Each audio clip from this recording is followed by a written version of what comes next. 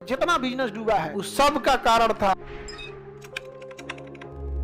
आप सब लोग अपना जीवन जिएगा किस पे?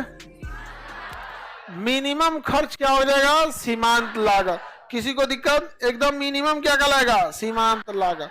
आगे बढ़े, सीमांत समझ में आ गया। लेकिन कोई भी चीज का उत्पादन होता है औसत लागत पे, एवरेज कॉस्ट पर। किस पे? Average cost per. तो एवरेज कॉस्ट सबको पता रहता है, लेकिन एक होता है अवसर लागत। अवसर लागत, opportunity cost. Opportunity cost, opportunity cost, अवसर लागत। अवसर का मतलब होता है मौका मिला है, मौका मिला है। अवसर लागत क्या चीज होता है? जब एक के बिजनेस से कुछ पैसा निकाल के दूसरा बिजनेस चालू कर देते हैं ना, उसी को क्या कहते हैं? अवसर लागत। क्या कहेंगे? अवसर लागत। समझ में आ गया क्या चीज हो गया अवसर लागत?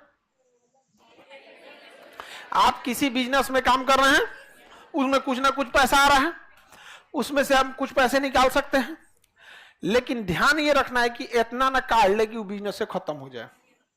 तो तनी मनी निकालना है, जोरन भर का।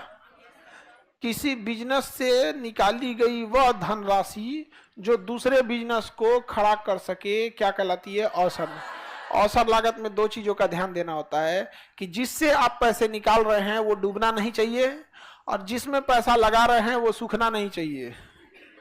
समझ में आ गया? यानी जो नए बिजनेस है उसके सीमांत लागत से ज्यादा हो, क्योंकि कोई भी बिजनेस कम से कम कितना चाहिए? सीमांत। मिनिमम वैल्यू क्या कहलाएगी? सीमांत। Marginal cost. समझ में आ गया कि नहीं आ गया?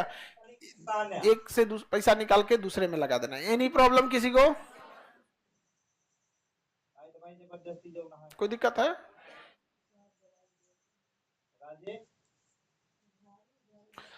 तो एक नई इकाई स्थापित करने के लिए जो लागत लगाई जाती है क्या कहलाता है?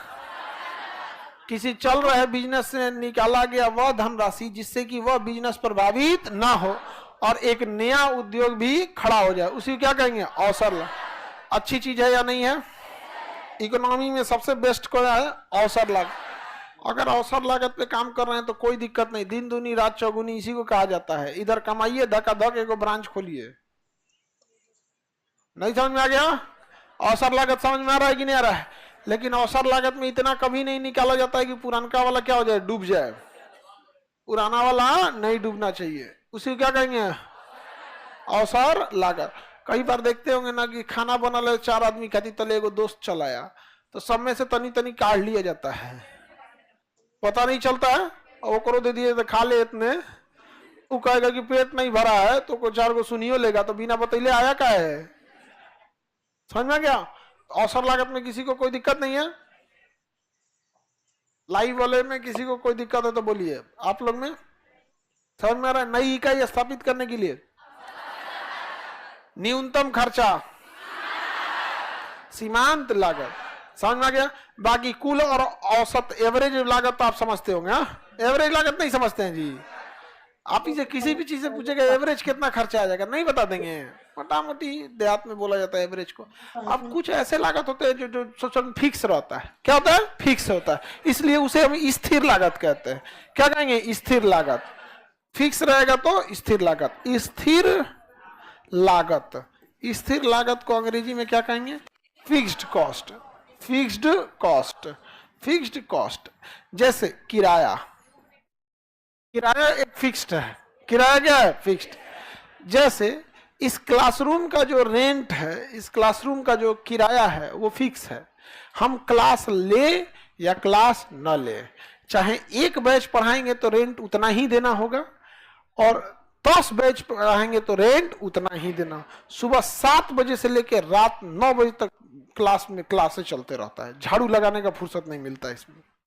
तो ये लागत कौन सा लागत है? स्थिर लागत। क्या है? स्थिर लागत। स्थिर लागत जो आपके एम्प्लॉय होंगे, क्या होंगे? एम्प्लॉय, वो भी एक तरह का स्थिर लागत ही है आपका, क्योंकि आपका छुट्टी भी दे देंगे 2 दिन, तो ऐसा थोड़ी है कि एम्प्लॉय के 2 दिन का सैलरी काटेंगे यहाँ पर। तो किराया कौन सा हो गया? स्थिर लागत हो गया। क्या हो गया? स्थिर लागत। तो स्थिर लागत किसे कहा जाता है? कि वह लागत जो उत्पादन के बढ़ने से या उत्पादन के घटने से कोई फर्क नहीं पड़ता, उसे क्या कहेंगे? स्थिर लागत। कभी भी याद रखिएगा, किसी भी बिजनेस के लिए स्थिर लागत का कम से कम रहना जरूरी है। कम से कम रहना जरूरी है, लेकिन लोग इस पर ध्यान नहीं देते हैं। कोई रेस्टोरेंट है तो रेस्टोरेंट में क्या करेगा, सब स्थिर लागत बहुत बढ़ा देगा। क्या करेगा, बड़ा एरिया ले लेगा कि लोग यहाँ खाना खाएंगे, उधर कुछ पार्क बना देगा, गार्डन टाइप का कुछ बना देगा, ताकि लोगों खाने में जो भी वीआईपी जगह है वहां पर। बड़ा होटल है, होटल के साथ साथ स्विमिंग पूल लगा देगा, उसमें एरिया और बढ़ाना पड़ेगा। यहाँ पे 10 गो गाड़ी का पार्किंग के लिए अपनी जगह ले लेगा कि मेरे गेस्ट आएंगे तो इसमें रखेंगे। स्थिर लागत है। आपका ग्राहक आए या ना आए, वो लागत क्या हो गया, स्थिर हो गया। स्थिर लागत अगर ज्यादा है और बिजनेस रुका तो सबसे पहले डूबाएगा। कोरोना में जितना बिजनेस